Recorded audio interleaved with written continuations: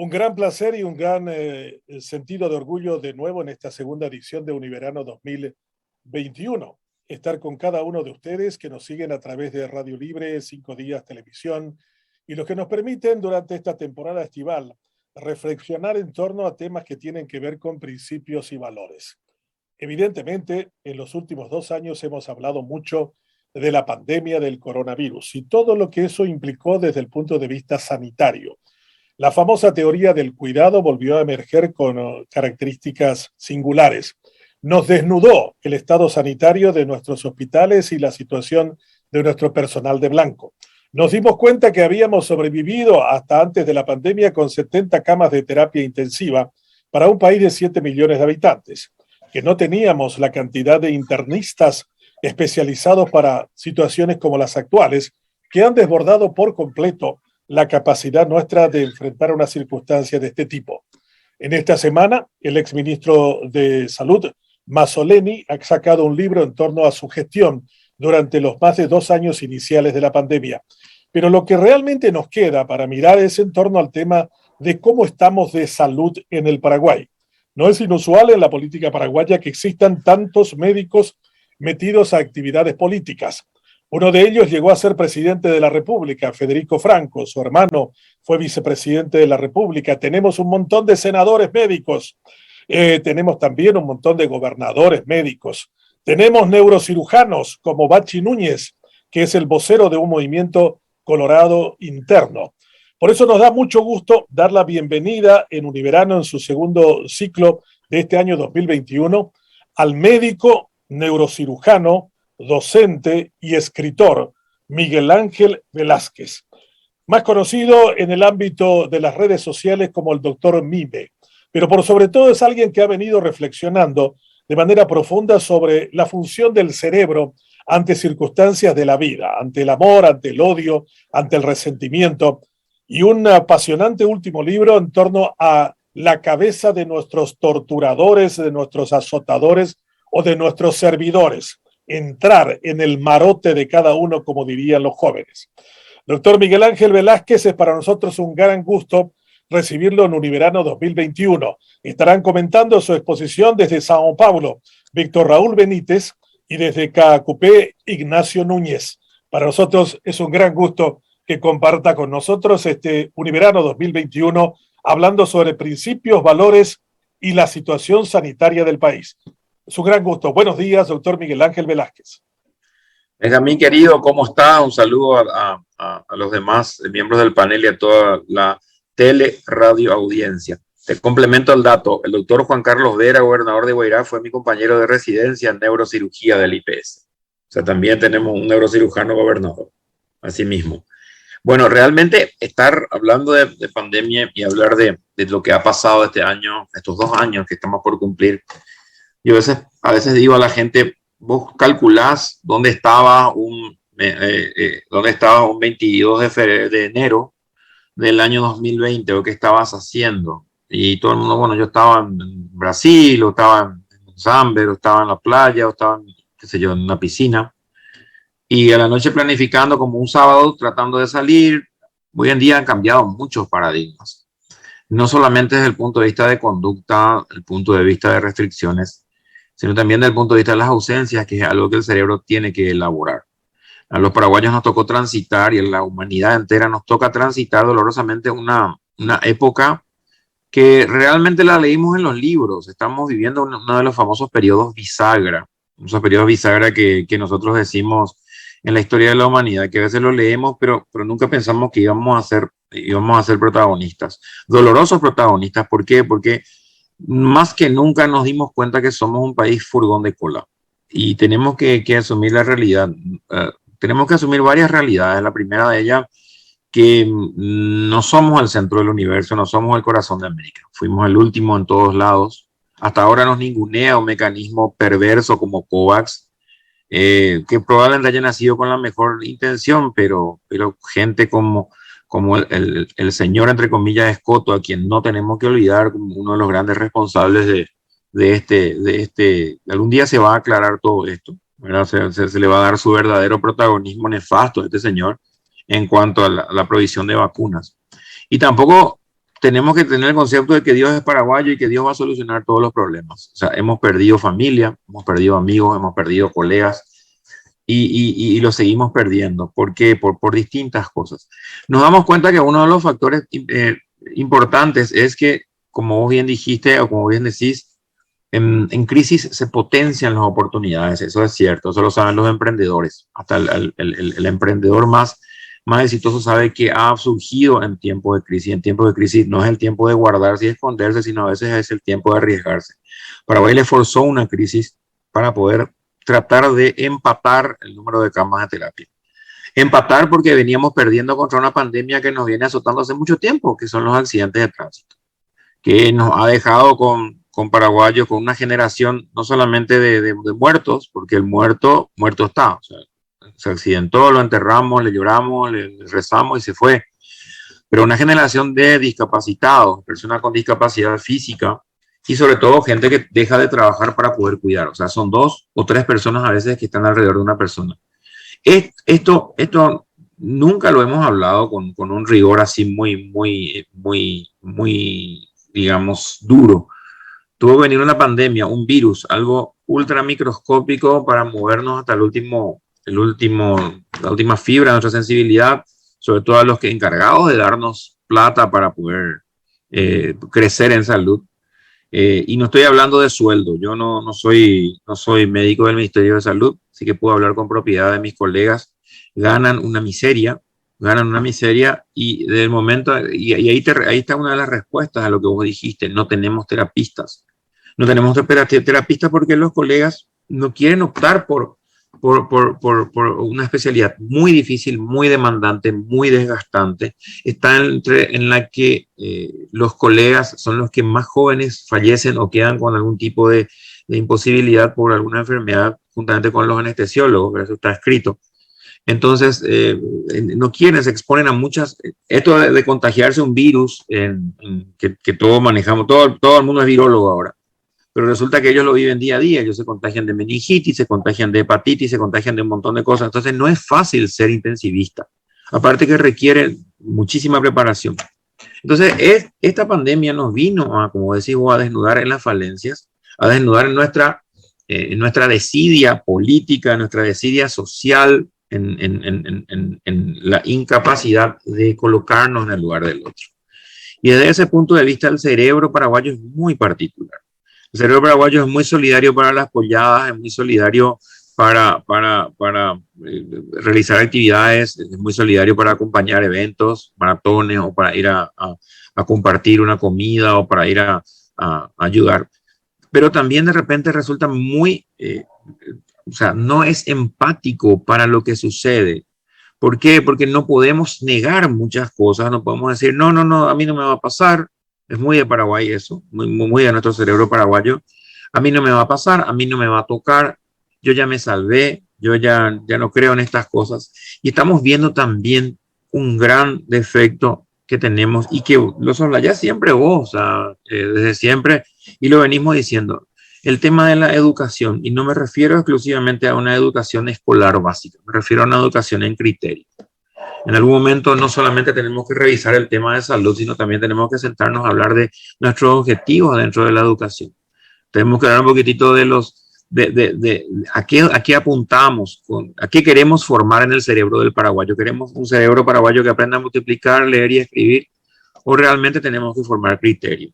Entonces, este es el momento en que mucha gente ha demostrado muchísima madurez de criterio, muchísima madurez de lo que se conoce como sentido común, lo cual no es muy fácil.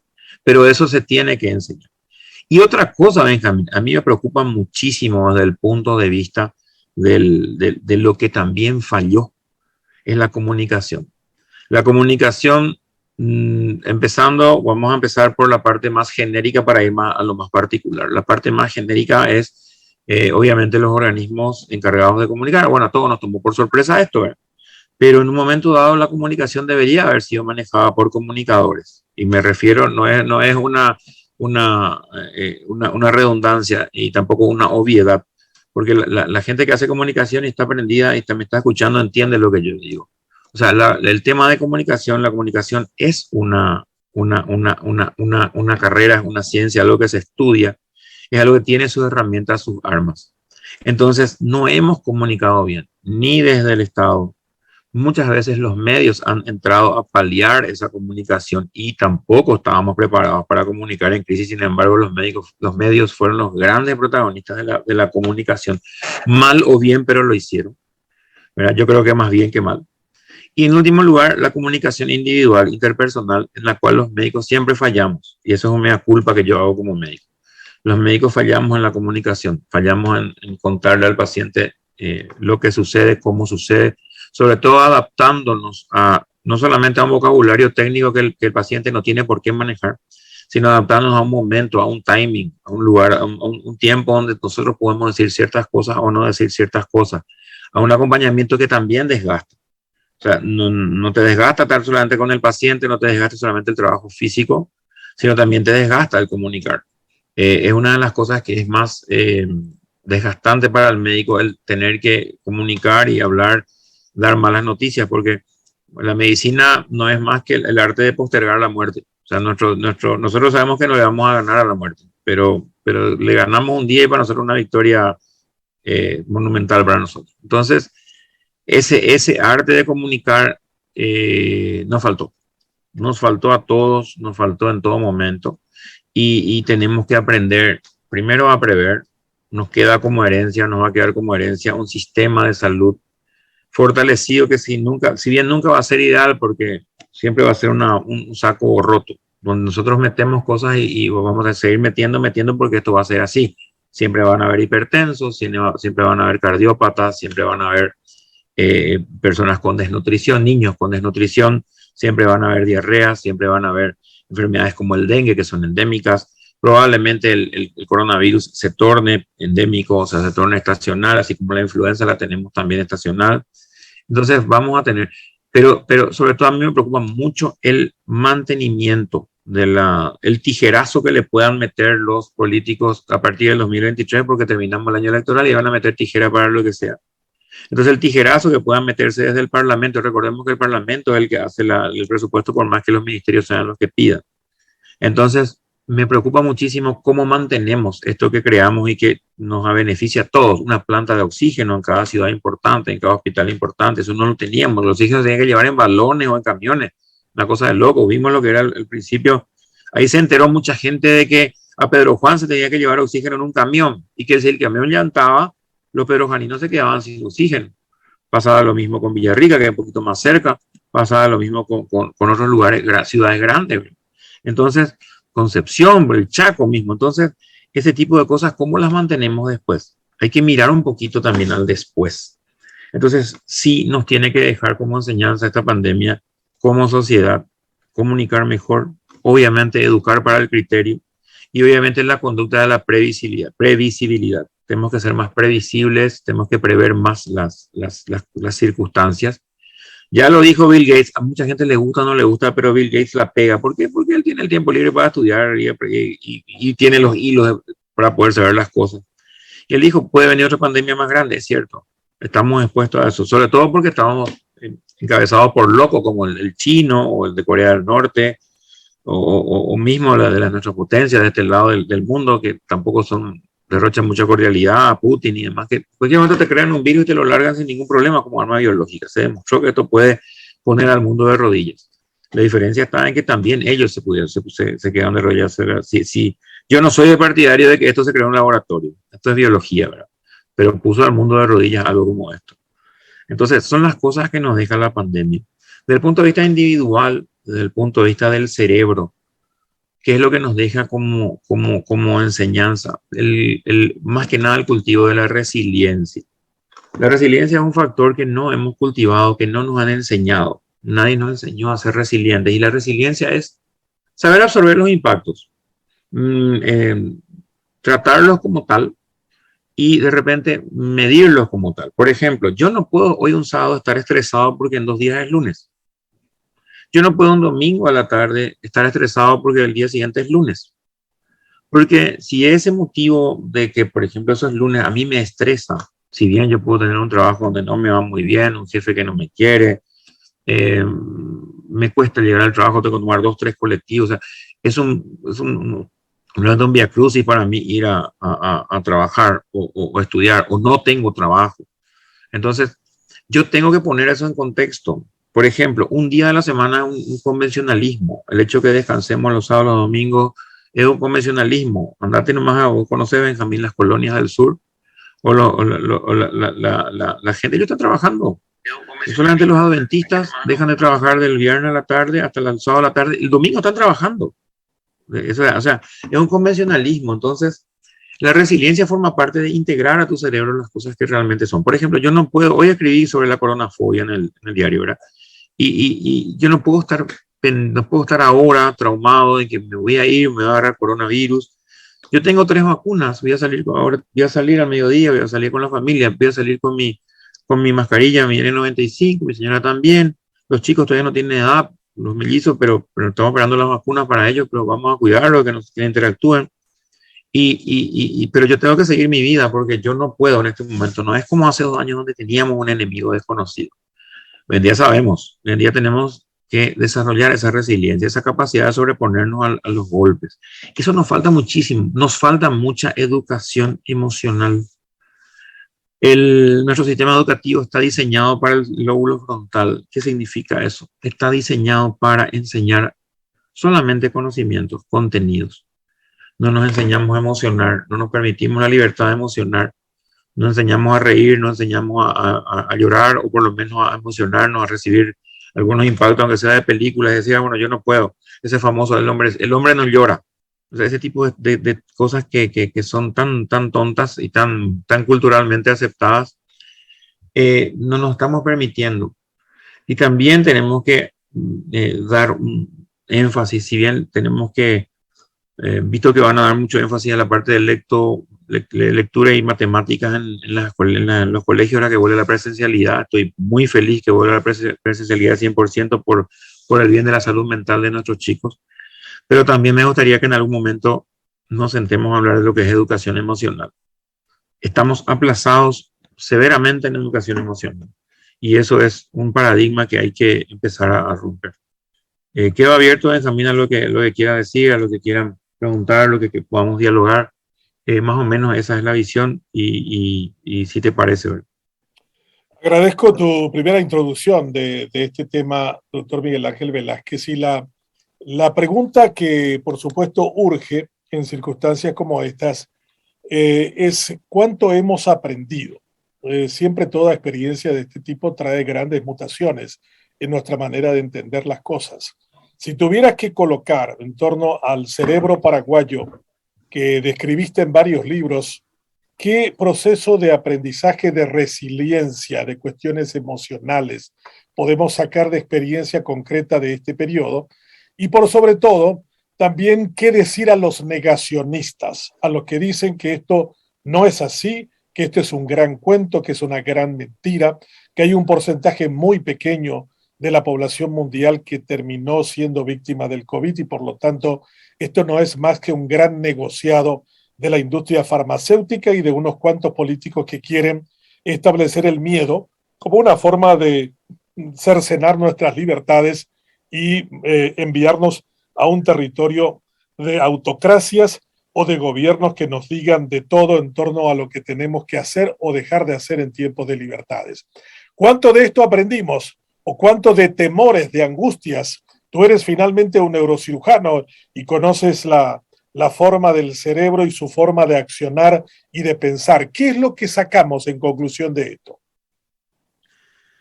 En conclusión de esto sacamos que la ciencia es lo que nos va a llevar adelante. Tenemos que aprender de que la ciencia definitivamente es lo que nos está llevando adelante. No se puede tapar el sol con un dedo, no se puede negar el cambio que hubo respecto a los índices de mortalidad. Con la aparición de la vacuna, vos te fijas, cuando llegó aquella donación de la Pfizer y se empezó a vacunar masivamente la gente, me acuerdo en la gratiría había colas y colas y entera una semana. A las 21 días bajó, es matemático, 21 días empezó a bajar la curva. Era impresionante. Son cosas que no se pueden obviar. Hoy en día, toda la gente que está cayendo por lo menos con esta variante, se está dando cuenta que esto con doble o triple dosis está mejorando muchísimo. El cerebro paraguayo yo creo que debe aprender de una buena vez a elaborar criterio. Yo no puedo creerle a una persona que al principio de la pandemia negaba y me decía por audios de WhatsApp o por alguna que otra publicación, esto es una pandemia. Cuando empezó a morir gente, no es poca cosa que haya muerto un médico como el número uno de nuestras víctimas, mi querido amigo el doctor Díez Pérez, neurocirujano también. A partir de ahí mutan y para la ivermectina y empiezan a ser todos ivermectólogos. ¿Por qué? Porque la ivermectina es algo que está probado como un antiparasitario muy bueno, pero no tiene ningún asidero desde el punto de vista de la ciencia. Entonces se tomaron con la ivermectina. Antes de eso se habían tomado con las mascarillas. O sea, no al tapabocas, no a la mascarilla. ¿Por qué? Porque inhibe, porque no te oxigenas, porque crías hongos, una cantidad de sandeces que obviamente fueron desmentidas, porque las mascarillas bien puestas han controlado muchísimas infecciones. De hecho, la usamos nosotros todos los días desde siempre. No hace falta que haya pandemia, siempre la usamos en quirófano, en cualquier lado.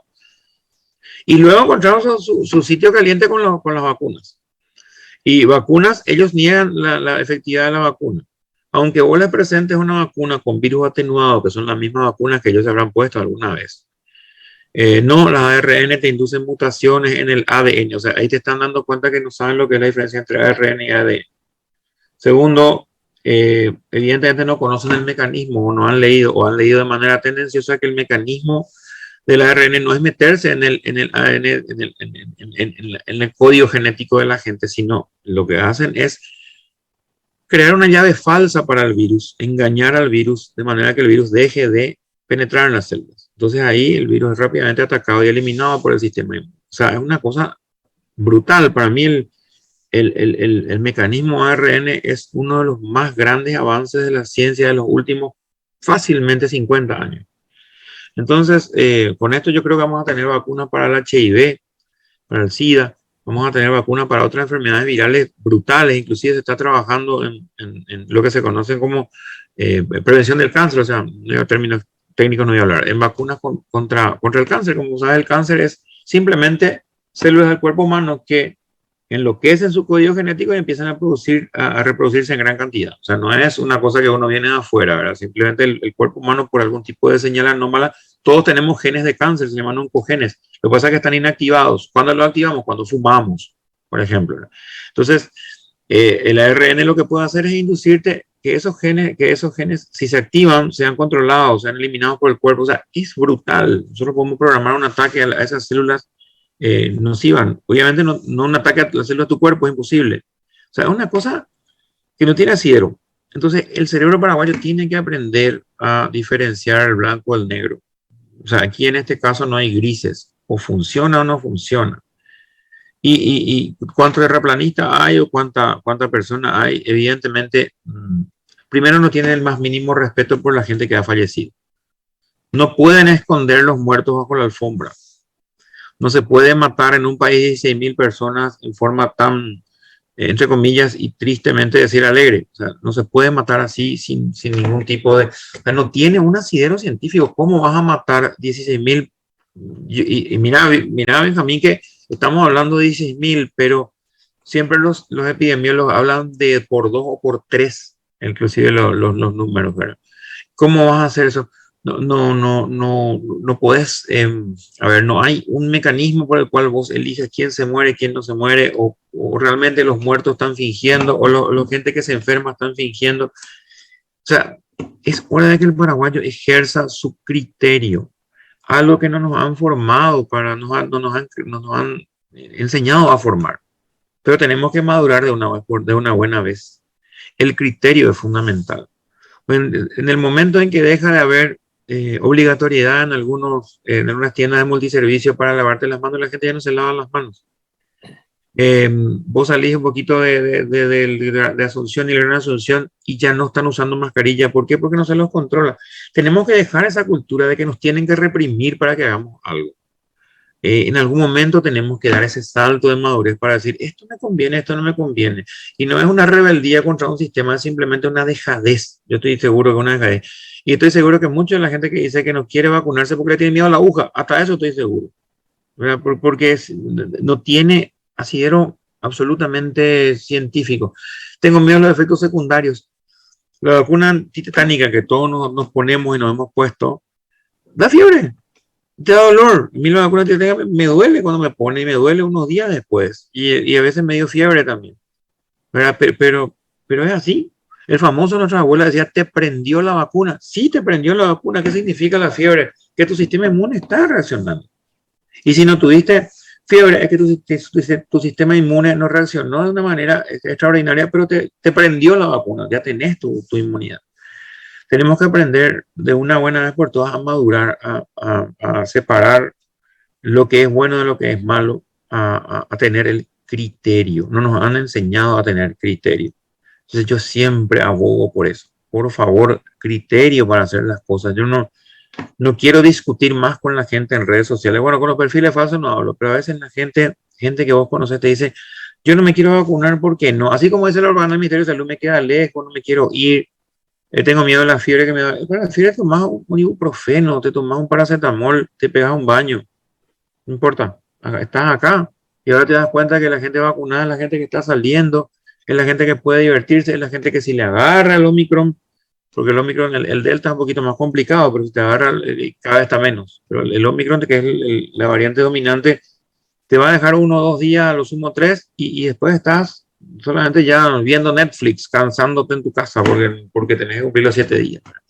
Entonces, es una cuestión de sentido común. Yo le pido a la gente que piense un poquitito más allá de lo que audios apócrifos de WhatsApp o personas de dudosa reputación, en los campos que sea, les dicen. Confíen en la ciencia. Las sociedades científicas no pueden estar equivocadas. Prestigiosos infectólogos, la sociedad de pediatría, la doctora Ana Campuzano Rolón, que es nuestra maestra en la pediatría, no pueden estar equivocados. Todos juntos pensamos la misma cosa. O sea, a nosotros nadie nos paga un sueldo por indicar la vacuna. Nosotros, ¿qué más felices estaríamos que la gente nos infecte? Que nos venga al consultorio ya por coronavirus.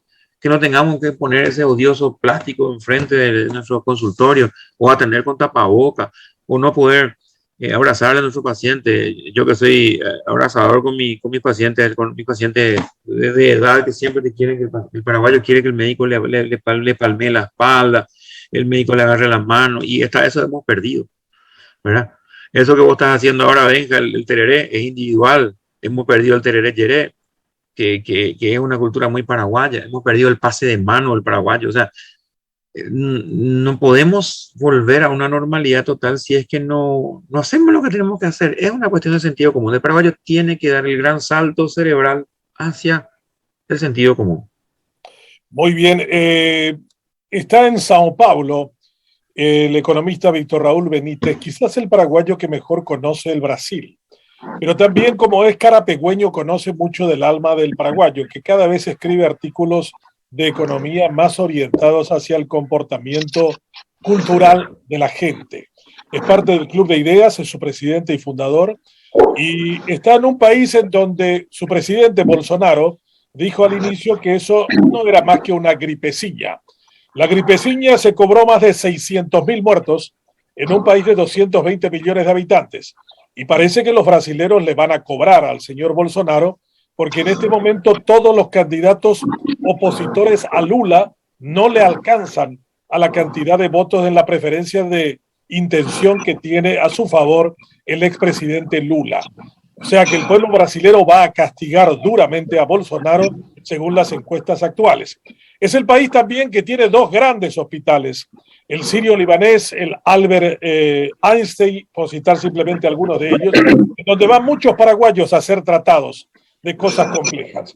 Ese Brasil que ahora tiene también una explosión de casos de Omicron y que está resentido en varios aspectos. Ese Brasil que es limítrofe con nosotros. Y ahí en esa megalópolis de Sao Paulo está el economista Víctor Raúl Benítez, que tiene tiempo para su comentario y para su pregunta al doctor Miguel Ángel Velázquez. Buenos días, Víctor. Muchas gracias, Benjamín. Mucha honra conocerle al doctor Mime, a quien lo sigo por las redes sociales. Bueno, estoy acá en San Pablo, precisamente vine a renovar mis documentos de residencia brasilero. Ya me han dado indeterminado, por las dudas nomás, porque acá tienen un muy buen sistema de salud. Y tal como decía el doctor Mime al comenzar, el sistema de salud paraguayo no es confiable. Yo tengo hijos en el Brasil, también voy a ser abuelo hoy o mañana en el sistema de salud paulista. Anoche ya la he visto a mi hija y estamos esperando a horas que nazca la criatura. Muy buen sistema de salud, entre paréntesis. Y comienzo analizando lo que dijo el doctor Mime sobre cómo el Paraguay, yo estoy en el Brasil, donde ellos fabrican su propia vacuna. Están lanzando la vacuna de niños. Aquí Fiocruz, una entidad de investigación de la ciencia brasilera. Y me contaba ayer mi hija que van a lanzar ya la vacuna pediátrica o infantil. Quiero comentar 4 temas a los cuales se refirió el doctor Mime y le agrego un 5º tema que es referente a la economía. El primer tema al cual hizo referencia el doctor Mime, lo hago rápidamente, es que Paraguay no existe en el mundo, no es número, es un país desprestigiado en la geopolítica, es un país que la geopolítica no le dio la vacuna y no le dio ni explicaciones. Ese señor de la OMS se fue y no dijo nada, o sea que nosotros no existimos. Somos un país que no tiene ningún protagonismo en esa dialéctica de conflictos entre intereses que hay en el mundo que se llama geopolítica. El Paraguay no existe y eso mata gente. Si vos no existís, no tenés prioridad absoluta cuando hay crisis, como en este caso la pandemia.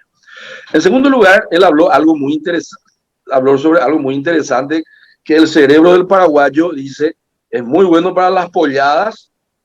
Eso es la ayuda precaria, el pobrismo se llama. La pollada es el tecoporá del sector privado. El tecoporá del sector público, yo le llamo pobrismo, que voy a hablar al final. Sí, con la pollada vamos a salvarnos de un caso oncológico. Y no funciona ya así el mundo, la sociedad del conocimiento ya no funciona así. Te vas a morir nomás. En tercer lugar, los problemas de salud. Él tiene miedo de que esto que ya será endémico no tenga presupuesto, y tiene razón. ¿Por qué tiene razón el doctor Mime? Porque la cultura dominante de los países desarrollados es: no vayas a tener déficit fiscal, no gastes tanto en la gente, en infraestructura física y social para devolverme los servicios de la deuda, para pagar los servicios de la deuda. Mira que estás endeudado. Y yo te prometo el paraíso, que voy a hablar en el 5º tema, siempre y cuando vos seas agropecuarista, financista y pobrista, que voy a hablar al final. Pero el doctor Mime no está equivocado, cuando dice el tijerazo, saque el tijerazo. Yo creo que si gana un candidato que es ortodoxo en la economía, uno de los que está compitiendo, va a haber tijerazo. Porque lo dice abiertamente todos los días. En Basanomic lo dice todos los días. Él y Fernández Baldovino, el señor Peña y el señor Fernando Baldovino, dice: acá hay que achicar el Estado, hay que cuidar el equilibrio, bla, bla, bla. Y seguimos. En cuarto lugar, el doctor Mime habla de que en este mundo del conocimiento, que la ciencia nos va a salvar, dice él. Yo creo en eso. La inteligencia artificial hoy es mucho más inteligente que inclusive el ser humano para diagnosticar casos oncológicos. Y él dice que la educación, sin embargo, nuestra ni siquiera llega a lo emocional y es apenas enciclopedista. La educación enciclopedista, la enciclopedia es el conocimiento muerto. Y él le llama la educación emocional, es el conocimiento vivo. Y no podemos seguir viviendo con conocimiento muerto en la era de la inteligencia artificial y la sociedad del conocimiento. Y allí mi comentario final es lo que escribí, un artículo hoy que salió en 5 días, se llama Primitivismo Productivo. El Paraguay va a seguir así o tiene que haber un cambio muy grande. Las crisis suelen generar cambios. Lo peor que le puede pasar al Paraguay no es luego la pandemia, ni el déficit fiscal, ni la inflación que vamos a tener ahora, sino que es que pasemos por la pandemia, pasemos por la inflación, pasemos por la sequía, y en el 2024 sigamos igual. Eso es lo peor. Lo peor que nos puede pasar no es la pandemia, es que nada cambie y sigamos con el primitivismo productivo que funciona así. Tiene 2 características. Te vas a desarrollar extrayendo riqueza de la tierra. No vayas a pensar jamás en extraer riqueza de la inteligencia humana. Ese es el modelito paraguayo. Y en segundo lugar, el pobrismo. ¿Y para el pobre qué hacemos? Ah, no, ahí está el Tecoponá. Para que no se enojen mucho y no rompan todo el Congreso, está el Tecoponá. Y esas dos características, que yo le llamo financierismo, que es con endeudamiento externo y con agropecuarismo, con espacio fiscal, seguir extrayendo riqueza de la tierra como hace 500 años. Yo no cambies nada y yo te prometo el desarrollo. Los Estados Unidos no se desarrolló así. Los tigres de Asia no se desarrollaron así. Ellos se desarrollaron con un Estado actuante, con el imperio de la ley, con la democratización de la agricultura, de la industria y del crédito. Y nosotros no estamos ni ahí. El modelo es hoy: plantá soja, vendeme a buen precio y yo te presto la plata, anoté yo acá, para tu infraestructura. Pero no cobre mucho impuesto para poder pagarme a mí la amortización y los intereses. No recaudes mucho, porque si recaudas mucho, tu presión tributaria sube, le vas a enojar a los empresarios, le vas a desestimular, ¿verdad? Los impuestos le asustan a los empresarios. Y también no pagues tanto salario, porque las cargas laborales también le asustan a los empresarios. Y así venimos desde el 2004. Pues no pasó nada. No hay el desarrollo en Paraguay. $5.500 es el ingreso per cápita y la promesa, el mito de que nos íbamos a desarrollar, ¿verdad? Con el goteo, no pasó nada. Y ahora llegó la pandemia, entramos ya en déficit fiscal, ya no tenemos superávit, ya se perdió el equilibrio cambiario, el dólar está encima de 7.000, ya se perdió el equilibrio monetario, ya tenemos inflación y ya se perdió el equilibrio fiscal, ya tenemos déficit. ¿Y ahora qué? Y vienen entonces nuestras élites con el enciclopedismo sin educación emocional, ¿verdad? Y vamos a votar todo en el 2023 sin ningún tipo de educación emocional y probablemente sigamos extrayendo riqueza de la tierra y mirando la lluvia. En vez de mirar Nasdaq, nosotros miramos cuánto llovió. Ese es el índice que miran los paraguayos. No es el Standard & Poor's, sino que mira cuánto subió el río y cuánto bajó el río. Eso lo hacía Alejo García, hacía eso, ¿verdad? Eso lo hacía Domingo Martínez de Irala y hoy lo hace el Estado paraguayo. Seguimos después. Gracias, Miguel. Gracias, Víctor Raúl Benítez, por esta descripción en torno a lo que ve en términos económicos. Doctor Miguel Ángel Velázquez, usted es un médico de la Seguridad Social. Y cuando uno visita el hospital del IPS, no solo aquí en Asunción, sino en cualquier parte del interior, y encuentra gente acampando esperando a ver qué es lo que pasa con sus familiares que se encuentran al interior, y uno mira que el IPS factura $2 millones por día para cubrir la cuestión sanitaria y la cuestión jubilatoria, nos damos cuenta de que el problema había sido que no es la plata solamente. ¿Qué nos enseña en términos económicos esta situación de la pandemia y cómo lo padece usted como médico de la Seguridad Social? Es mi primera pregunta sobre la síntesis que hizo Víctor Raúl Benítez. Y el doctor Luis Villar, desde Coronel Oviedo, hace la siguiente pregunta: si cree necesario alguna reforma en el sistema de salud y si es así, ¿cuál sería? Bueno, el tema IPS, Benjamín, es fabuloso. Yo tengo el 13 de marzo voy a cumplir 25 años en el IPS. Y el problema de IPS pasa por un cambio de una vez por todas en la carta orgánica. O sea, la carta orgánica del IPS debería reformularse, no solamente desde el punto de vista de la distribución del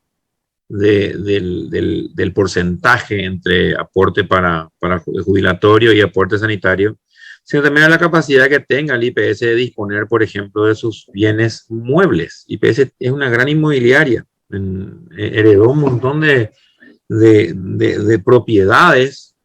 Ahí tenés el Hotel Guaraní, tenés el Hotel del Lago, allá en el que, bueno, se iba a hacer un centro para tercera edad. Tenés el Parque de la Salud, tenés el gran predio que está frente al Banco Central, tenés el gran predio que está ahí, que era de la Asociación Médica de IPS, que ya no es más, que se iba a hacer un supermercado, por suerte se paró, ¿verdad? Y IPS no puede vender o comprometer o por lo menos hacer algún tipo de negocio con eso. ¿Por qué? Porque la carta orgánica le impide. Entonces hay que hacer una revisión profunda de la carta orgánica, darle más facultad para manejar fondos, que deje de comportarse como una inmobiliaria en otras épocas, ahora ya no, ¿verdad? Pero hay un montón de cosas que no pueden tocarse, increíbles. Requiere, sí, el tema con IPS pasa de que vos vas a abrir 5 hospitales centrales, si es la complejidad del hospital central, los 5 se te van a llenar. ¿Por qué? Porque lo que vos haces es crear una necesidad. Duele muchísimo ver que la gente está acampando. En el momento más duro de la pandemia, yo nunca pensé vivir eso, pero parecía una guerra. Vos entrabas al hospital sorteando las carpas y el guardia llamando por parlante a la gente, y ese llamado uno sabe, ya sabía lo que significaba. Una cosa de loco. Yo nunca pensé vivir ese. Si había un apocalipsis, yo creo que ese era, ¿verdad? Entonces, primero urge una reformulación de la carta orgánica. Sí o sí, necesitamos un poquito más de autonomía. Recordar que la función principal de IPS no es la sanitaria, sino es la de la previsional, la de la jubilación. Pero ya que se asumió la función de la salud, mejorarla, obviamente, muchísimo más con IPS, como yo siempre le digo al paciente, te salva. Te va a salvar una neurocirugía, una cardiocirugía, un tratamiento oncológico, pero tenés que andarle detrás. Y ese andarle detrás es lo que tenemos que solucionar. Tenemos que solucionar, aceitar los mecanismos existentes, barrer con lo que no está bien y reformular muchas prácticas desde el punto de vista de atención al paciente. Y también desde el punto de vista de atención al jubilado. O sea, tratar de darle mucha más facilidad y más accesibilidad a las personas para que puedan disfrutar los años que le quedan con su jubilación. Eso desde el punto de vista de la política de salud. Es toda una discusión el tema de la centralización o descentralización de la salud. Que el riesgo de centralizar, la ventaja de centralizar la salud es que tenés mayor control. La ventaja de descentralizar es que tenés mayor celeridad en los procesos. Ahora, si vas a descentralizar la salud, tenés que tener 18 con modelos económicos, consejos económicos que controlar. Cuesta muchísimo eso. Entonces, sí hay que ver si nosotros vamos a apostar por una salud paliativa como es la que tenemos, o si en algún momento vamos también a orientarnos hacia la salud preventiva. Lo cual no significa que dejemos todo lo que ya está y que se muera la gente y vamos a empezar a prevenir para los que vienen. No. Simplemente tratar de, en primer lugar, hay que profesionalizar la carrera de salud. ¿Qué significa eso? Yo tengo que pagarle bien a un médico, a una enfermera, tengo que pagarle bien a un personal de blanco que está calificado, un técnico en radiología, un técnico superior en radiología, una licenciada que es en enfermería, que son 4 años de tecnicatura más 2 de licenciatura, a un médico especialista que son 6 años de facultad más 1 año de internado más 3 a 5 años de especialidad más otra vez 2 o 3 de su especialidad, y le estás pagando un sueldo de 5.800.000 de 4.500.000 en el caso del ministerio. Entonces vos lo que haces es médicos taxi, o sea, el médico que tiene que salir de un lado para ir a cubrir en otro. Bueno, puede estar pagándole esa suma a un terapista que está 12 horas arriesgando su vida, arriesgando un montón de cosas. ¿Qué significa? Modelo taiwanés, yo estuve 3 veces, vos tuviste también, Benjamín. Modelo taiwanés de salud. Modelo taiwanés de salud te paga muy bien el Estado. Vos podés prestar salud o en un hospital público o un hospital universitario o en salud privada, ningún problema, ¿verdad? Pero solamente allí. Yo no puedo tener un consultorio aparte. O sea, si yo voy a dedicarme a tener un consultorio aparte, no puedo trabajar en el sistema de salud. Entonces, mi dedicación a full time es de 7 de la mañana a 5 de la tarde. A partir de las 5 de la tarde soy libre de ir a caminar, trotar, qué sé yo, aprender piano, guitarra, corte y confección, lo que yo quiera. Puedo vivir mi vida, tengo calidad de vida. No tengo que salir, entrar a las 6 de la mañana, salir corriendo para poder entrar a las 6 de la tarde en otro lado, no dormir, no bañarme, no comer. Y mi calidad de vida disminuye y me muero a los 55, 58 años y antes de jubilarme a los 60, 65. Entonces, hay que profesionalizar, hay que mejorar la erogación de los médicos y con eso también la exigencia, ¿verdad? Lo que es infraestructura se puede conseguir. Lo que es infraestructura podemos alcanzar. Lo que es capacidad humana, Paraguay tiene muchísima capacidad humana. Solamente que mucha capacidad humana que no está teniendo lugar. O no quiere optar por trabajar. Yo conozco médicos excelentes, compañeros míos extraordinarios, excelentes, en todas las especialidades que no trabajan en el sector público. ¿Por qué? Porque les es más redituable trabajar en el servicio privado. O sea, trabajar en su consultorio privado. Y el Estado tendría que ser el primero en querer que esa gente trabaje para sí misma. Entonces le pago un sueldo como corresponde. Y así mismo le exijo. Otro mecanismo sería el pago por productividad a la gente que está. ¿Qué significa el pago por productividad? Si yo soy un médico desagradable, la gente no va a querer consultar conmigo. Entonces voy a tener 2, 3 consultas al día, 6, 7 consultas a la semana y que me paguen por consulta. No voy a marcar y voy a ir a dormir la siesta o voy a, encima el sueldo no es bueno y ese marco y no trabajo otra vez, ¿verdad? Entonces yo te digo, bueno, te voy a pagar por paciente. ¿Y cuánto te voy a pagar? Y te voy a pagar 50.000. Una miseria de repente puede ser 50.000 que te pague porque en el consultorio cobramos más. O te pago 30.000. Pero yo hago 20 pacientes por día, que es lo que yo hago usualmente. Son 600.000 en un día. Por 5 días, ¿verdad? Como al diario. Son 3 millones. Y 3 millones por 4 son 12 millones. Me reditúa muchísimo más hacer 12 millones para trabajar trabajando para el sistema público y después tengo libre el resto del día. Puedo hacer otras cosas.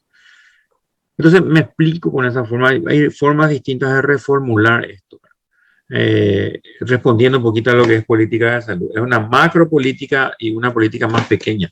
Hay que cambiar todo, pero hay que empezar por contratar a los mejores y pagarles bien. También está con nosotros Ignacio Núñez desde Caacupé. Él es un filósofo y también tiene su espacio para el comentario y para la pregunta al doctor Miguel Ángel Velázquez. Buenos días, bienvenido Ignacio Núñez. Buen día, doctor Benjamín. Gracias, muchas gracias. Buen día, doctor Miguel Ángel. Un gusto conocerlo. En realidad, lo conocí de una forma chistosa, doctor. No sé si chistosa, pero en la semana nos reunimos en la Asociación Cultural y pasaron un video de usted de su juventud en el que participaba en un concurso parecido. Sí, creo que era así. Era bastante joven, dicho sea de paso, y le dio paliza a sus contrincantes intelectuales en aquel entonces, ¿no? Doctor, nosotros nos reunimos y estábamos analizando qué pregunta podemos hacerle al doctor Miguel Ángel, ¿no? Y hay un enfermero y abogado y una serie de, digamos, de personas de distintas profesiones. Yo quiero hacer brevemente un pequeño análisis, doctor. Usted afirma el cerebro del paraguayo es particular.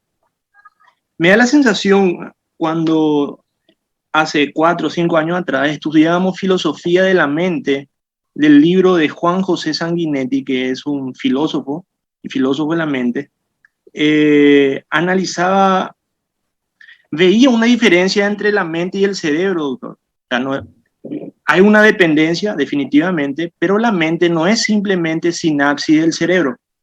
Es un poco más que eso. Es mucho más, de hecho. Y no como, digamos, la visión reduccionista de ciertos sectores del materialismo, de la neurociencia, reduce todo a la sinapsis del cerebro. Y quiero hacer una relación con lo que Cecilio Báez, yo no sé si Cecilio Báez tenía conocimiento sobre neurociencia o sobre el funcionamiento del cerebro, pero en su obra El cretinismo del hombre, Dictadura en Latinoamérica, en el prólogo aborda la cuestión del cretinismo del hombre paraguayo, donde afirma que el paraguayo luego el cerebro del paraguayo no hace mucha sinapsis porque come mandioca, harina, almidón y produce grasa y va al cerebro y se meten en algunas cuestiones que yo no sé si es científico o no, pero es bastante interesante, ¿no? Entonces, doctor, eso es lo primero. Lo segundo, usted hace una afirmación bastante interesante, doctor, cuando afirma que al final la ciencia nos salva. Ese es un discurso ilustrado del siglo XIX, cuando endiosaron a la razón, ¿verdad? Todos los problemas de la humanidad serán solucionados por la diosa razón. Y específicamente la razón que hace ciencia. En el siglo XX, ¿verdad? Especialmente en la primera mitad, las guerras, las catástrofes producidas por la razón científica, o por el hombre de razón científica, dan un poco una antítesis a esa afirmación, doctor, y aparece una obra de uno de los miembros de la Escuela de Frankfurt que se llama Max Horkheimer, Crítica a la razón instrumental. El problema es que alguien traicionó los proyectos de la razón y en vez de traer todo el progreso que prometía, trajo una serie de catástrofes, ¿no es cierto? Entonces aparece después otro periodo de la humanidad, que es el hombre posmoderno, que sigue siendo el mismo hombre moderno, pero sospechando del discurso de la ciencia, doctor. No sé si va bien ahí la cuestión, ¿no es cierto? Entonces, pensar que el hombre de ahora se mantenga como con cierta sospecha con lo que trae la razón, no digo que sea lógico, pero me parece bastante razonable en atención a lo que ha pasado en el pasado. Es un poco en el análisis, doctor. Entonces, yo quiero hacerle 4 preguntas, doctor, que en realidad son 4 preguntas que surgió ahí de la asociación, ¿verdad? Vamos a preguntarle esto. ¿Qué le vamos a preguntar al doctor Milman? Vamos a preguntarle esto. Lo primero, doctor, es si para usted existe o no, voy a decir las 4 preguntas de seguida. Lo primero es si existe o no un fascismo farmacéutico. La segunda, ¿por qué las personas vacunadas se siguen muriendo? O sea, no en mayor cantidad, pero siguen falleciendo personas vacunadas. El tercero es si el pase sanitario, quizá un poco más político ya, es necesario para una persona sana que no se haya vacunado. Y el cuarto, doctor, ¿por qué se da la cuestión del conflicto científico-medicinal entre la cuestión de la vacuna Pfizer y Sputnik? Por ejemplo, un ciudadano que se haya vacunado con el Sputnik no puede entrar en la Unión Europea, por ejemplo. Entonces, esa un poco, doctor, la inquietud que surgió del grupo y hago llegar a través de este medio. ¿Me vas a hacer por alguna pregunta? Sí, sin problema. Pero te respondo primero lo de tus 2 primeras inquietudes, así que globalmente. Hablaste de cerebro-mente y es como hablar hardware y software. ¿Qué significa eso? El cerebro es el hardware, es la computadora, el teclado, el mouse. Y el software es lo que te permite funcionar. El cerebro solo no me sirve, es lo que yo estudio en la facultad en primer curso, en el cadáver. Y volviendo también sobre nuestros pasos, enseñar sobre el cadáver del muerto para nosotros, anatomía está perfecto, pero ya cambió el paradigma de la docencia y nosotros ahora tenemos que enseñar anatomía del vivo. Entonces tenemos que enseñar el hardware, sí, y el software, ¿está? O sea, para hacer un paralelismo. Yo no puedo tener una computadora sin programas, no puedo tener un programa sin computadora, o sea, las dos interactúan. Llevándolo al punto educativo, y lo llevo al punto más sensible, que como decía Cecilio Báez, yo no voy tanto a la mandioca. Sí, la mandioca tiene una corteza que hay que sacarle bien porque es la que absorbe todo el yodo, eso es cierto. Pela bien la mandioca para comer, porque la mandioca es muy rica. Pero bien pelada, porque la corteza es la que te absorbe el yodo, eso es cierto. Pero a lo que yo voy, y vamos al caso del alumno que va en el campo todos los días a la escuela. Tengo hardware, tengo cerebro, pero ese alumno viene mal dormido porque durmió con calor, mosquitos, en una cama entre 5 o 6. Ya le costó luego llegar al colegio. No desayunó, no tiene glucosa. Se sienta en un aula con suerte, tiene techo, no tiene ventilación. O sea, no tengo oxigenación. El cerebro se nutre de glucosa y oxígeno. Y yo pretendo que aprenda. Tengo hardware, le trato de meter el software, pero no tengo. O sea, no tengo sustrato. Entonces, ahí va de la mano lo que es todo lo que es educación, no solamente contenidos, sino también alimentación. Yo para educar, necesito un alumno bien dormido, medianamente bien nutrido, no con mandioca y reviro como es en el sur, o mandioca y cocido, o cocido y galleta a cualquier lado, sino que por lo menos algo básico para que me puedan producir elementos que le permitan a este alumno grabar las cosas, neurotransmisores que le permitan hacer sinapsis, el tema que usaste para poder crear conocimiento. Entonces no vamos a ir con la educación adelante si no tenemos hardware y software. O sea, si tenemos solamente cerebro, y no tenemos mente. Y muchas veces el cerebro ya viene de fábrica dañado por trastornos relacionados al consumo del yodo o la nutrición de los padres. O sea, es muy complejo el tema. El segundo punto que dijiste, en un momento dado en el siglo XX se perdió la fe en la ciencia porque apareció lo que nosotros conocemos como posverdad. Sin embargo, la posverdad también hace perder, lamentablemente, lo que nos gusta filosofar un poco, le hace perder seriedad, porque en este momento cualquiera, como decía Humberto Eco, cualquiera con redes sociales se permite opinar, cualquiera se permite filosofar, todos son virólogos, así como todos son técnicos de la selección paraguaya. Ahora, esta semana vamos a descansar un poco los médicos, porque todo el mundo va a ser técnico, y después volverán otra vez a ser virólogo, ¿verdad? Entonces también la razón está perdiendo fuerza. ¿Por qué? Porque hay muchas vertientes de la razón. ¿A quién le creo? A esta gente que tiene título, que dice que tiene título, pero realmente son pagados por la farmacéutica, bla, bla, bla, esto que lo otro. O a esta gente que dice lo que yo quiero escuchar, pues verdad. Entonces también la razón pierde. Y esa devaluación, tanto de la ciencia como de la razón, a mí me preocupa. Porque si evalúas la razón, no vas a poder evaluar que la ciencia está triunfando. Pero tampoco es darle todo el crédito a la ciencia. Obviamente, ciencia sin razón, yo no me voy a estar poniendo una vacuna en fase 1. ¿Qué significa? Que estoy probando en laboratorio. Esta vacuna es de fase 3 y realmente estas vacunas están en fase 4. ¿Qué significa? En grandes poblaciones con grandes resultados. O sea, fase 3 significa en grupos pequeños con resultados controlados. Ahora ya el mundo está vacunado. Entonces, vamos creo que a tu primera pregunta, el tema del fascismo farmacéutico. Yo diría plata. Todo es plata en el mundo. O sea, no vamos nosotros a negar. De hecho, estamos hablando con 5 días, que es uno de los el medio principal de educación financiera del país. Todo es dinero, ¿verdad? De hecho, para el desarrollo científico se necesita dinero. La salud es dinero.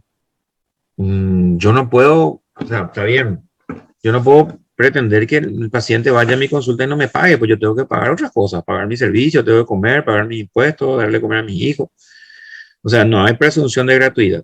Yo no hablaría de un fascismo de los laboratorios, sí hablaría de una defensa de sus intereses. Y a mí me interesa que los laboratorios le vayan bien porque así van a seguir produciendo cosas. ¿Qué hay detrás? No soy conspiranoico, pero me gustaría que en algún momento también como dijo Benjamín, se aclare por qué tardaron tanto en sacar las rehenes. Si es un temor excesivo o había otras cosas que funcionaban mejor, todo puede pasar.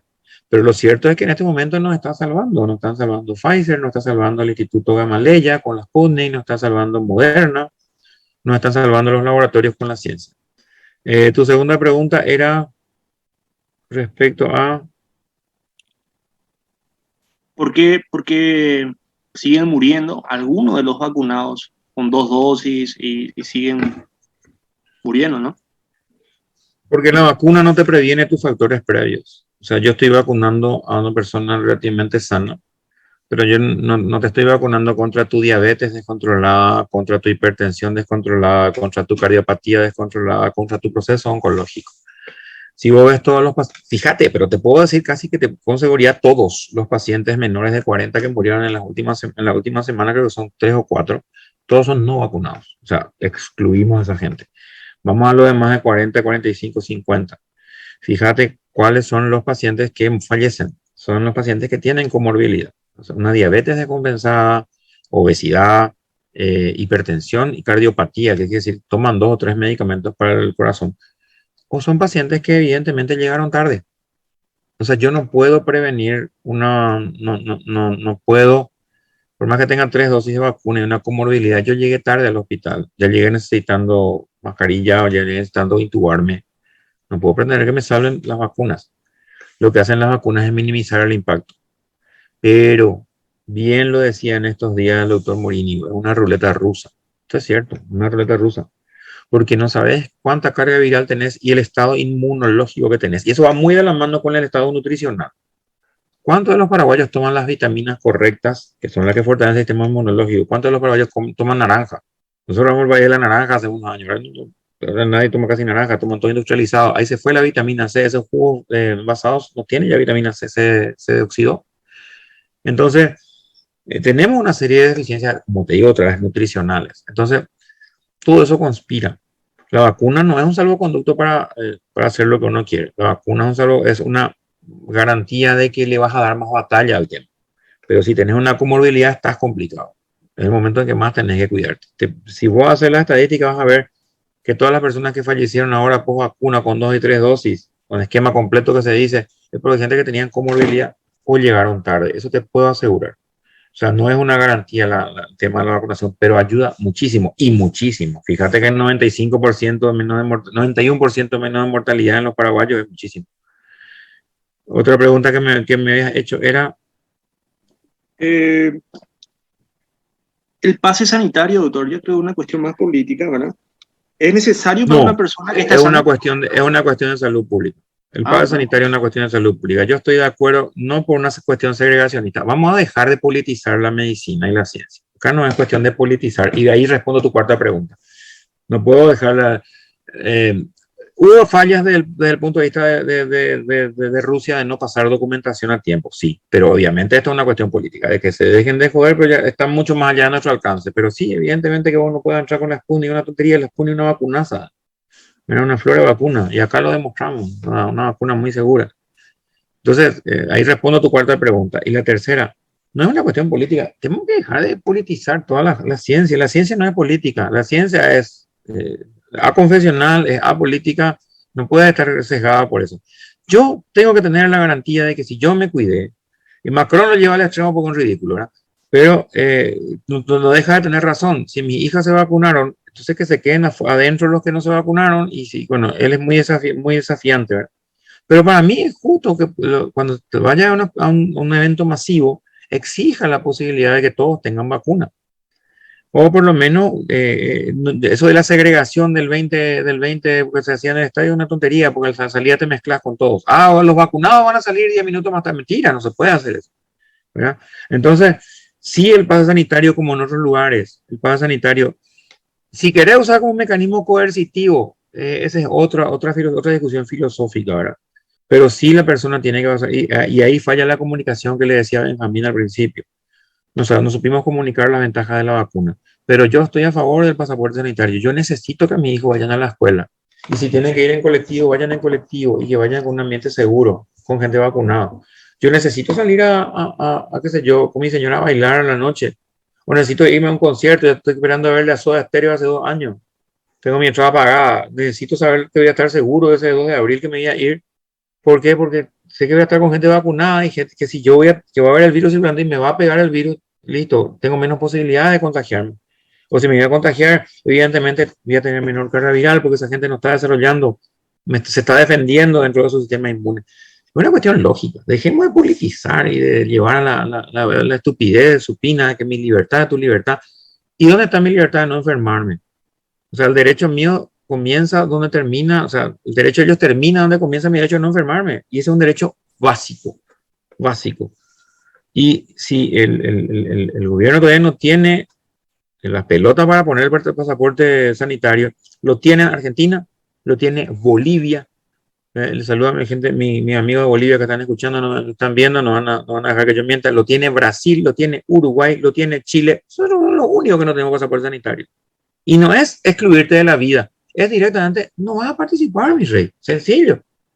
Sencillo, es tu opción, yo respeto tu opción, pero respeta mi opción de no contagiarme contigo. Así nomás. Doctor Miguel Ángel Velázquez, desde Francia, Isidro Guerrero Cabrera dice: la educación es asumida por todos los gobiernos y el Estado por el pueblo elector como el mejor ascensor social, si no es el único. Y este ascensor funciona maravillosamente. ¿Cómo aplicarlo en un país como el nuestro, no estructurado, que todavía se mueve en un cachapé, cuando nosotros deberíamos estar en otro tipo de dimensión? ¿Qué es lo más absurdo que escuchó usted durante todo este tiempo en términos sanitarios, doctor Miguel Ángel Velázquez? Mira que podemos hacer un libro, ¿eh? A ver, ¿qué es lo más absurdo que escuché? Que hay gente que se muere por vacuna. Yo sé que hay gente que puede complicarse por vacuna, pero hay gente que se muere por vacuna después de un trasplante y dando nombre de médicos, involucrándole a médicos que trabajan todo el día en ese tipo de cosas. Son cosas estúpidas. Hay gente que está muriendo, que está teniendo complicaciones. Hay complicaciones relacionadas a la vacuna, siempre las hubo.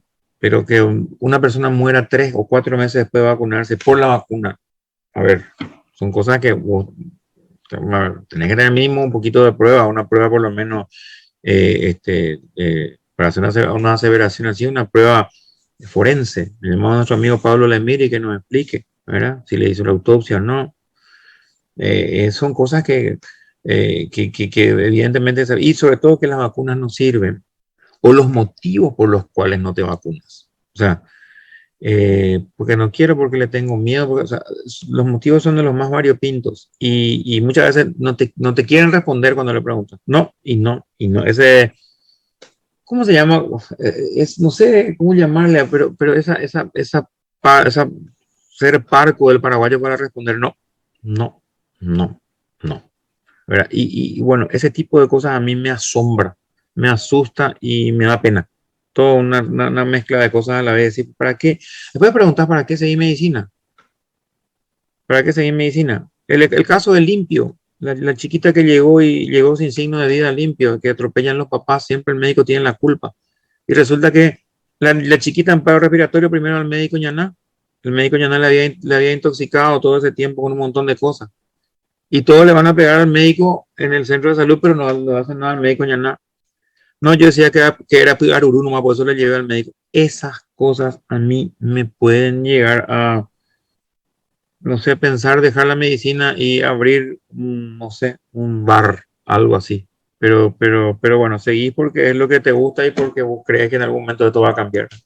Hay una cuestión casi metafórica que ocurrió en el día de ayer, en donde 8 personas mueren después de visitar a un médico Ñaná. Quedan muertos en el camino cerca de Coronel Oviedo. Los 8 muertos y 2 más que pueden morir en el día de hoy fueron detrás de un médico Ñaná. Esa es ni siquiera vacuna. No, médico Ñaná. La inteligencia y las aplicaciones, Víctor Raúl Benítez, en términos, si uno relaciona las inversiones en materia sanitaria, usted que sigue mucho la inversión social, vamos a aprender a que tenemos que invertir más y mejor en materia de salud después de toda esta experiencia, o toicola toicoa, tomanola tomanoa. ¿Esa es la política? Sí y no. En el 2000 se gastaba 4,4%, acá noté en mi cuaderno, sobre el PIB en salud. En el 2011, 6,3%. Con todo eso, les informo a vosotros, les informo que apenas el 28% de la población paraguaya tiene seguro médico en el Paraguay o tiene una cobertura médica, y por ende el 49% de los gastos de salud son de bolsillo. Pero hay otro dato más. Hay un concepto que se llama gasto catastrófico de salud. Eso es cuando más del 40% de lo que ganas en un momento dado se te va a salud. Un accidente de moto, lo dijo el doctor Mime recién. Se llama gasto catastrófico y gasto empobrecedor también, otros le llaman, tiene una diferencia. Para que tengas una idea, el 60% de los hogares paraguayos tuvieron gastos catastróficos en los últimos 5 años. Y el 73% de los hogares pobres tuvieron gastos catastróficos en los últimos 5 años. Y el 15% de todos los paraguayos tuvieron gastos catastróficos en los últimos años. Y dice el doctor Mime, hay que cambiar en el IPS nomás, que es lo que él tocó, hay que cambiar la gobernanza, hay que cambiar los estatutos, PEA y AMOA. En un libro que yo leí, un estudio que hizo Hugo Roy, expresidente del IPS, dice, el sistema de salud paraguayo es un caos, está todo fragmentado el sistema, la gobernanza es un quilombo, yo eso nomás traduzco. No hay una buena rectoría, es como el agua, todos tocan en el agua, todos tocan en la salud. Tocan en el portugués, todos se meten, y entonces es un guarará, es un gran guarará. Tanto en la compra y en la prestación de servicios, nada está delimitado. Firma Hugo Roy, Mentu es su empresa. La pregunta que le hago al doctor Mime, la gobernanza es un tema político y gastar más en salud es un tema económico, político-económico. ¿Qué hay que hacer en el Paraguay entonces, doctor Mime? Establecer prioridades. Hay que establecer prioridades. ¿Qué es lo que realmente funciona y que realmente no funciona? Copiar modelos, Víctor. Nosotros tenemos modelos muy exitosos. A ver, vuelvo a citar Taiwán porque conozco, repito, 3 veces estuve, Benja también estuvo. Yo estuve estudiando el modelo de salud allá. ellos empezaron, no te olvides que ellos como nación tienen un poquito más de 100 años, ¿no? Es un país que es más chico que nuestra región occidental, que nuestra región oriental, y tienen 4 veces más habitantes, ¿verdad? Y como país se han desarrollado, sí, está bien nuestra cultura, todo lo que sea, entonces vamos otra de vuelta a la cultura. Pero nosotros tenemos que copiar modelos exitosos de gente que está dispuesta a compartirlo, en todo sentido. Ellos comparten el know-how, porque a ellos les conviene que el país ande bien, porque necesitan un aliado sano y vigoroso, de los pocos que le quedan gracias a la opresión de los chinos, ¿verdad? Y también te van a dar mecanismos. Ellos compartieron con nosotros en su momento el sistema de telesalud, ¿verdad? Que al final no prosperó como tenía que prosperar. Pero es así. Entonces, si tenemos modelos que copiar, tenemos gente dispuesta a enseñarnos, hagamos. Y si no hacemos un sistema taiwanés, hacemos un sistema adaptado, pero realmente es algo, hay que empezar. Porque nos pasamos tapando agujeros y sacando agua del barco que se está hundiendo. Y eso lo vimos ahora en la pandemia. Entonces es cuestión de dar el primer paso. Y eso se llama política de Estado. Es sentarse todos los sectores políticos, la izquierda, la derecha, el centro, los de arriba, los de abajo, los del medio, y decir, señores, vamos a hacer un proyecto país en salud. Así como se hizo en economía, quieras o no, de forma indirecta, hace 20 años, 25 años, que más o menos, 20 años que tenemos más o menos el mismo sistema. Y más o menos eso nos permite capear los temporales, ¿verdad?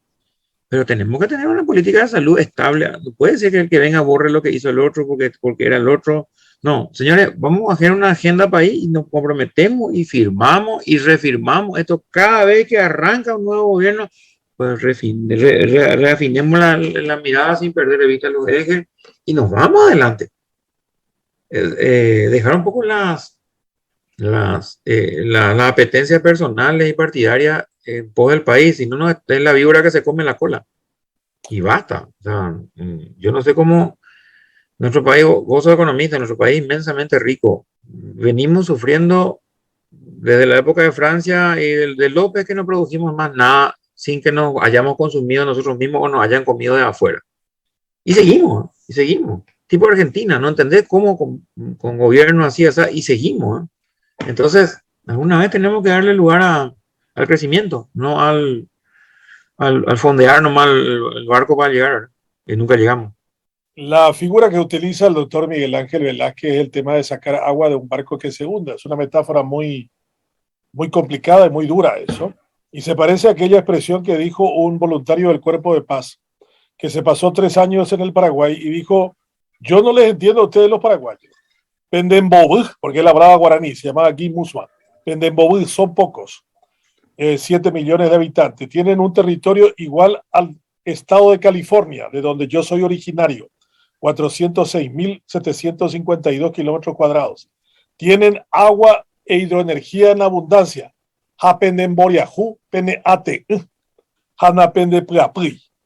Y yo le dije, ¿y eso cómo termina? Y yo les diría a ustedes los paraguayos, el APUCAP de paraguayo.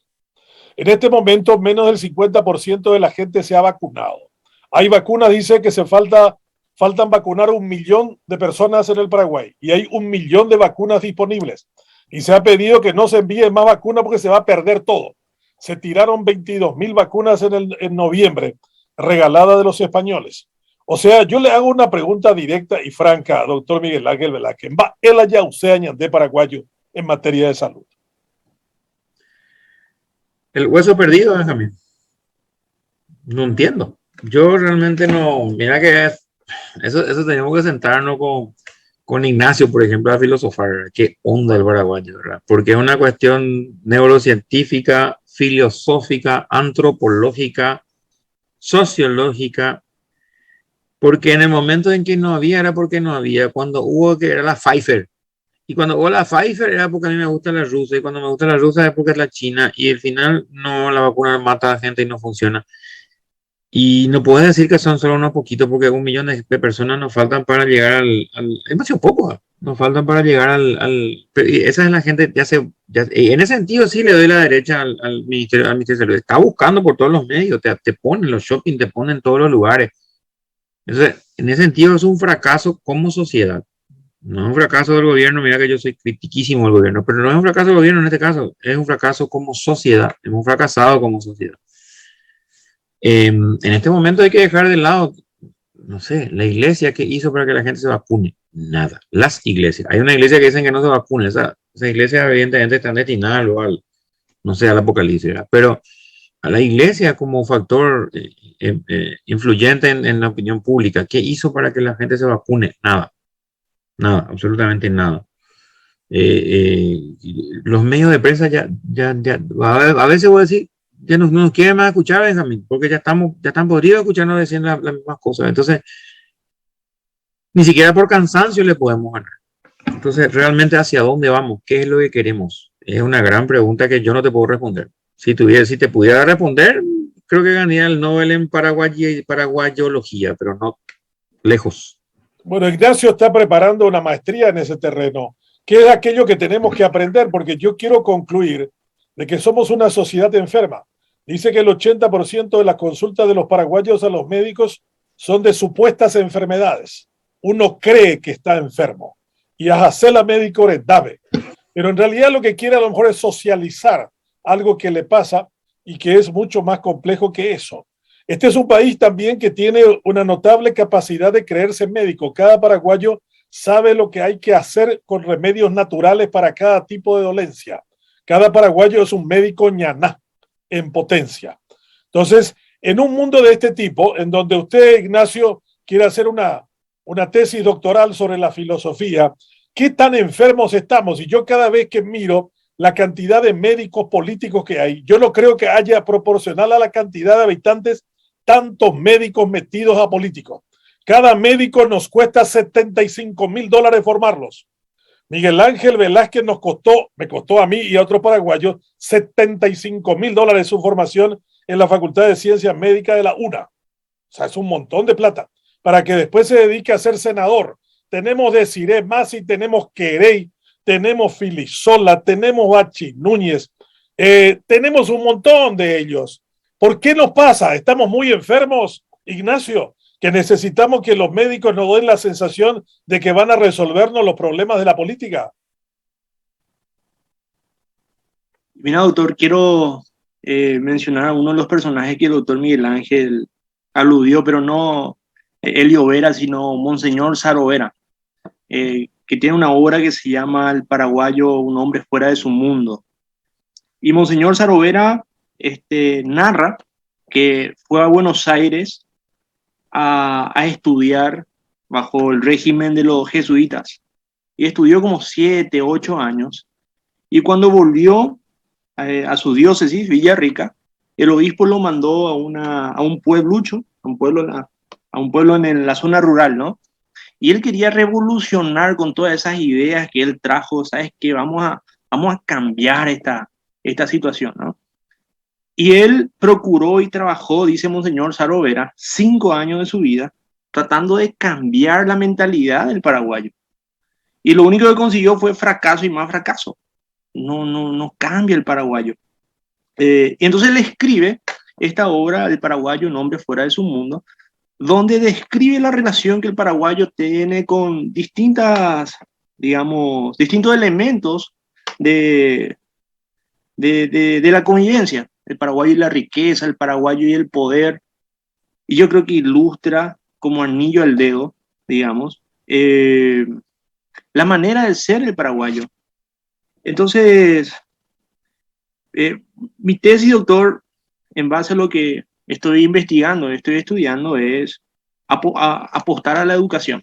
Yo soy bastante ilustrado en ese sentido. Al final, como dice el doctor Miguel Ángel, y como sostiene Marcus Gabriel, el pensador de preponderancia en la escuela alemana, que escribe un artículo en ese libro que se llama Sopa de Wuhan, donde se reúnen todos los filósofos actuales. Al final, la ciencia nos va a salvar. Entonces yo creo que, doctor, hay que apostar a la razón y a la educación. Y es un resultado que vamos a ver a muy largo plazo, atendiendo toda nuestra historia, ¿verdad? En el cual hay generaciones y generaciones que no recibieron las circunstancias, digamos, las situaciones y la educación necesaria. Entonces, apostar a la razón, a la línea del doctor Miguel Ángel, la ciencia nos va a salvar. Apostar a la razón. Víctor Raúl está todavía en San Pablo. Para redondear justamente la última parte de nuestra intervención. Si no, me gustaría, sí, ¿cuál es el aprendizaje de todo esto? ¿Cuán enfermos estamos los paraguayos? Porque usted también está allí en San Pablo, en Brasil, que la cantidad de gente tabú que hay, el jeito paraguayo es tan jodido como el tecó paraguay. Gente y tabú hoy a Brasil, pero en cantidades industriales. Entonces yo a veces digo, no somos demasiado duros y lapidarios con nosotros, pero nuestros vecinos, diablos. Yo veo Jornal Nacional todos los días a las 8:30 de la noche y veo la cantidad de gente torpe y tonta que hay en el Brasil y todavía decimos no somos solamente nosotros. ¿Qué tan enfermos estamos, brasileros y paraguayos, Víctor Raúl? Bueno, no se puede hablar de Brasil como una sola unidad porque son 27 estados. Hay estados como los nordestinos, que sí son como los paraguayos. Pero aquí en São Paulo, capital, Curitiba, capital, y otras ciudades más, como Florianópolis. Algo que le quiero preguntar al doctor Mime es lo siguiente, y vos dijiste recién algo, todos los paraguayos somos médicos, nos automedicamos. Lo que me costó encontrar farmacia abierta en Curitiba y en San Pablo, y en Paraguay, hay una farmacia a cada media cuadra. En la farmacia en Paraguay te aplican inyección, te medican, te sacan para tu cédula de tu coche, cédula verde y todo. Te hacen fotocopia y hasta oran por vos. Iglesia, farmacia. Ese es el estado ausente en mi punto de vista. Pero acá el estado es mucho mejor. En el estado de San Pablo, la calidad del SUS, Sistema Único de Salud, y en Curitiba, en el estado de Paraná, el Sistema Único de Salud es muy superior. Pero es claro que los nordestinos que también existen aquí en el estado de San Pablo, son como los migrantes mexicanos o centroamericanos en los Estados Unidos. Pero San Pablo es Nueva York. San Pablo tiene una industria vigorosa. San Pablo tiene una economía de la inteligencia, de la información con inteligencia artificial muy vigorosa. Para finalizar, culturalmente hablando, sociocomportamentalmente hablando, mi pregunta es, ¿por qué tantas farmacias en Paraguay cada media cuadra? Para el doctor Mime sobre todo, y también para nuestro compañero Ignacio, el filósofo de Cacupé. ¿Por qué el paraguayo se automedica, sea Pojañaná o sea farmacia? Ojo la farmacia, oye, automedica, oye, sea de ahí. Las dos cosas se hacen en la farmacia. ¿Es el estado ausente o es una característica sociocomportamental? Mi pregunta para ellos, por favor. Y es un mix, realmente es una cuestión de estado ausente, no solamente es una cuestión de proveer los servicios básicos de salud, sino también el mecanismo de control. O sea, yo estoy podrido, con el perdón de la palabra, del paraguayismo, ¿verdad? Estoy podrido de que yo mando una receta con un nombre comercial que yo sé que funciona para mí, no porque me pague el laboratorio, como dirían los antivacunas. Porque yo sé que funciona, yo sé que si el medicamento no funciona, el médico no funciona, sencillo. Entonces yo tengo que darle lo mejor a mi paciente, ¿verdad? Entonces quiero, no sé, Forticina, qué sé yo, un nombre que no existe, ¿verdad? Y el farmacéutico le llama Forticina, pero tengo también Debilina, que es más débil, pero es la misma cosa, es más barato. Entonces el paraguayo va a llevar Debilina, ¿por qué? Porque es más barato, sobre todo, y porque le dijo el farmacéutico, ¿verdad? Porque el farmacéutico tiene bata blanca y le dice. Entonces, evidentemente, no puede el farmacéutico cambiar mi prescripción. Dice en las recetas no cambiar la prescripción del médico. Eso es un delito, ¿verdad? O sea, no te puede inducir a compra tampoco, ¿verdad? ¿Y por qué hay muchas farmacias? Porque sí, es un servicio fantástico, pero no tendrían que estar prescribiendo ni recetando ni nada. O sea, ellos no tienen que prescribir porque son dependientes. No estoy hablando ni siquiera el regente, ni siquiera el bioquímico a cargo prescribe. Solamente prescribe el profesional médico, profesional de la salud, porque el odontólogo también prescribe, el obstetra también prescribe, la enfermera también puede prescribir en casos de excepción, pero no un dependiente de farmacia. Eso es un delito. Entonces, así, falta de Estado, el Estado ausente en el control sobre todo. Agradezco la intervención, la última, un minuto para Ignacio. También planteó en cierta manera una idea provocativa sobre la cultura, Víctor Raúl, desde Sao Paulo. Sí, Doctor, yo quisiera responderle rápidamente desde un pensador francés, un exponente importante del estructuralismo, que también es médico, o al menos al principio fue médico y después historiador, y terminó haciendo filosofía, Michel Foucault, que responde a una línea de pensamiento denominada estructuralismo, donde sostiene que pretenciosamente el hombre en esta historia postmoderna ha muerto. Y si el hombre ha muerto, ¿quiénes están en las calles? Le respondía Jean-Paul Sartre a Michel Foucault. Y lo que están en las calles somos sujetos construidos desde las estructuras. Entonces, de ahí la importancia de lo que Rodolfo Kusch, el pensador argentino, llamará geocultura. Yo creo que responde otra vez a la educación o al sistema educativo que construye las subjetividades de los paraguayos, y en eso entra montones de elementos que tienen que ver con la educación, con la cultura, con la tradición. Entonces, tiene que ver con la educación que se le ha suministrado de un tiempo a este tiempo, ¿no es cierto?, al paraguayo, doctor Víctor. Me da la sensación que va por ahí la cuestión, ¿no? La subjetividad, la conciencia, el sujeto sujetado en un contexto histórico que busca de alguna manera liberarse, digamos, de esta estructura mental que se ha establecido en la conciencia del paraguayo. Gracias, Ignacio. Para concluir, doctor Miguel Ángel Velázquez, ¿cuál ha sido el gran éxito sanitario paraguayo durante la pandemia y cuál ha sido su gran fracaso? El gran éxito, fortalecer de una vez por todas el sistema de salud, que se consolidará con el mantenimiento, como te dije, lo que más me preocupa, lo que siempre le digo a Julio Bordo, ¿verdad? Que como ojalá que se pueda mantener todo lo que se hizo, ¿verdad?, en cuanto a infraestructura y a recursos humanos, sobre todo. El gran fracaso, habernos quedado como furgón de cola con el tema de las vacunas. Llegaron tarde, para miembros de mi familia llegaron tarde, para colegas míos llegaron tarde, para amigos llegaron tarde, y eso es imperdonable, imperdonable. Eso sí realmente fue un error que se puede, o sea, que está dentro de los planes cometer, porque uno no yerra a propósito, es una equivocación, pero nos costó muy caro.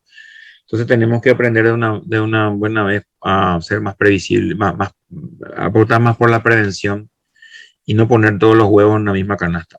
Eso es un error estratégico. Doctor Miguel Ángel Velázquez, ha sido un verdadero placer tenerlo a usted en Univerano 2021. Me lo saluda a su querido hijo. Siempre estamos en contacto por las redes. Así que un abrazo y gracias, Benjamín, por todo. Doctor Miguel Ángel Velázquez, gracias a los comentaristas Víctor Raúl Benítez en Sao Paulo e Ignacio Núñez en Caacupé, y a todos los que han seguido la transmisión a través de 5 Días Televisión y a través de Radio Libre. El próximo sábado vamos a hablar de algo que se vino repitiendo una y otra vez durante estas 2 emisiones de Univerano: la trascendencia y el valor de la educación. Estará con nosotros el licenciado de los Santos Lima, quien es un psicólogo y educador, que nos va a hablar acerca de principios y valores en términos educativos. Eso será el próximo sábado, puntualmente a las 10 de la mañana. Gracias a cada uno de ustedes, un verdadero placer y hasta el próximo encuentro en Univerano 2021.